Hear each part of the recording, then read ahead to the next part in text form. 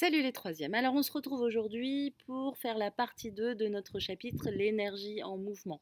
Je vous rappelle que dans la partie 1, on a clairement défini ce que c'était que l'énergie cinétique, que l'on note grand E petit c, de quoi elle dépend, la masse et la vitesse, et vous savez dorénavant la calculer. Dans cette partie 2, on va parler d'une autre énergie qui rentre en jeu dans le mouvement d'un objet, l'énergie de potentiel et la relation qu'il y a entre les deux.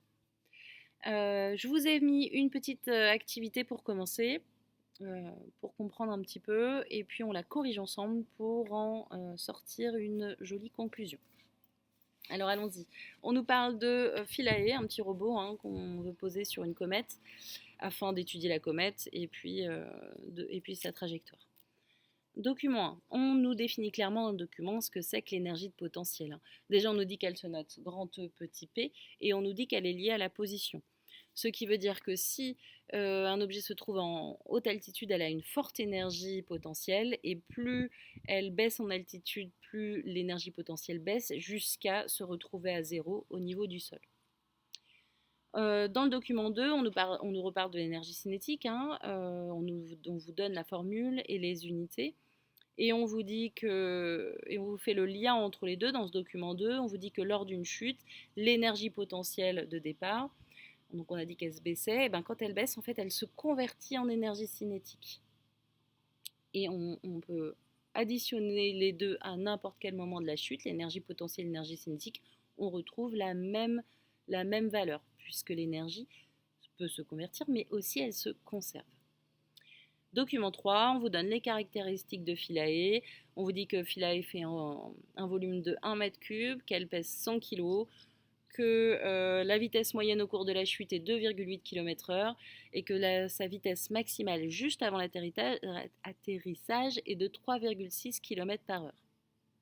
Et puis ensuite, dans le document 4, vous avez une petite présentation de ce qui se passe. Vous pouvez éventuellement recalculer les vitesses aussi et retomber sur vos pattes. Allons-y, les questions. Comment évolue l'altitude et la vitesse de Philae au cours de la chute? Alors l'altitude, elle part de Rosetta, la sonde qui l'amène, et puis pour atterrir sur le sol de comète. Donc l'altitude va baisser. Comment évolue la vitesse? Ça, on nous le dit dans le document 3. Au cours de la chute, on est à 2,8 km/h. En fin de chute, on est à 3,6 km/h.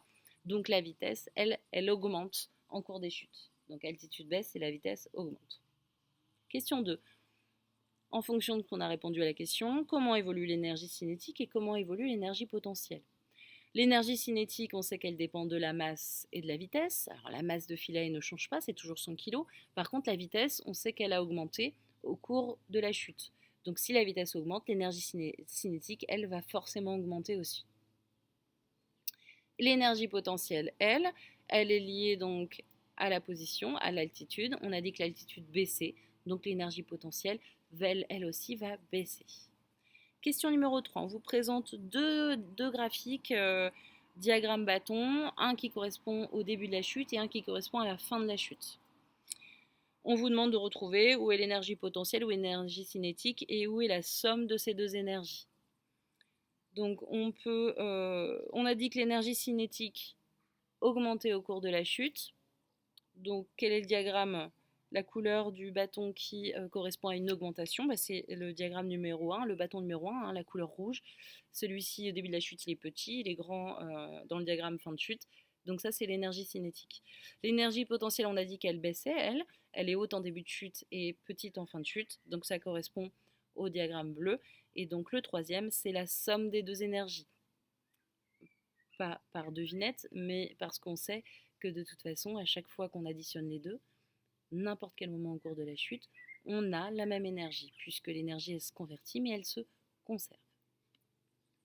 Si je vous prends un exemple de tous les jours, vous lancez un ballon en l'air. Le ballon, là ici je vous ai fait une petite chronophotographie. Ici on va pouvoir faire un graphique des énergies. Et puis ici au cours du temps, donc ça nous fait une chronophotographie. Je lance mon ballon, il augmente en hauteur, en altitude, et puis après il va se remettre à baisser vers le sol. Donc ce qui fait qu'au départ, je donne une impulsion à mon ballon, donc il a une masse, je lui donne une énergie, Donc il va avoir une certaine vitesse. Cette énergie cinétique va baisser quand il va prendre de l'altitude. Donc si, hop, là, je vais donc avoir au début une énergie cinétique qui est importante. Et arrivé ici, hein, mon ballon va fortement ralentir. Et puis, en redescendant, mon ballon va reprendre de la vitesse. Donc mon énergie cinétique va remonter. Par contre, mon énergie potentielle, au départ, je suis presque au sol, donc je suis presque à zéro. Par contre, y arriver tout en haut, mon énergie cinétique va être très importante. Et puisque mon ballon redescend vers le sol, mon énergie cinétique ici va baisser. En tout cas, de toutes les façons, je peux additionner EC et EP à n'importe quel moment. Je vais avoir quelque chose de rectiligne. Je vais trouver exactement la même énergie à chaque fois. Donc là, c'est EC plus EP. Ici, on a dit que c'était l'énergie cinétique. Et là, l'énergie de potentiel. Alors, question numéro 4. Calculer l'énergie cinétique de Philae lorsque le robot a atteint sa vitesse maximale, juste avant l'atterrissage. Alors, l'énergie cinétique, ça n'a plus de secret. Vous connaissez la formule. Donc déjà, on note la formule. Donc, EC, c'est égal à 1,5 fois la masse en kilogrammes fois la vitesse en mètres par seconde. L'application numérique, donc 1,5 fois la masse, on a dit que c'était 100 kg. Et attention, la vitesse, on dit 3,6 km par heure. On doit être en mètres par seconde, rappelez-vous. Quand on a des kilomètres par heure et que je veux les passer en mètres par seconde, pour aller de là à là, je vais diviser par 3,6. Et si je vais aller dans l'autre sens, je multiplie par 3,6. Donc 3,6 km/h divisé par 3,6, ça nous donne 1. Donc on va se retrouver avec 1 mètre par seconde, donc 1 au carré. Ce qui va nous donner en résultat 50 joules.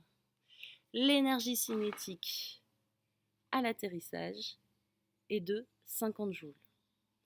Comme on touche le sol, on peut donc en conclure que l'énergie cinétique est égale à 0. Et on sait aussi que l'énergie potentielle plus l'énergie cinétique, à n'importe quel moment de la chute, sera égale à 50 joules aussi. Alors la question 5 arrive. Alors, au début de la chute, au moment où Philae quitte la sonde qui l'amène pour commencer sa chute, son atterrissage, quelle est la valeur de cette énergie? Comme au début, au milieu, à la fin, c'est égal à 50 joules, au tout début de sa chute, quand elle sort de la sonde Philae, elle n'a pas d'énergie cinétique. Elle a juste une énergie potentielle, elle a juste une énergie liée à l'altitude. Donc au tout départ, l'énergie de potentiel en début de chute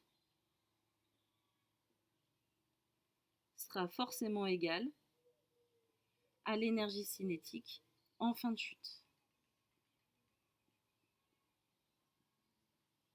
Donc c'est égal à 50 joules. L'énergie se convertit et se conserve au cours d'une chute, au début et à la fin. On aura toujours la même valeur de l'énergie. Par contre, ça sera de l'énergie potentielle en début de chute et ça sera devenu de l'énergie cinétique en fin de chute. Voilà, j'espère que ça a été très clair. Je vous mets une petite conclusion à noter. Et puis, donc là, vous avez vu, si vous connaissez calculer l'énergie cinétique, on ne vous demande pas de calculer l'énergie potentielle, c'est possible de le faire, mais là, ça ne rentre pas dans votre programme. Donc, il faut juste comprendre ce mécanisme-là et vous allez pouvoir vous entraîner sur toute une petite série d'exercices. Merci, bonne journée les troisièmes, ciao!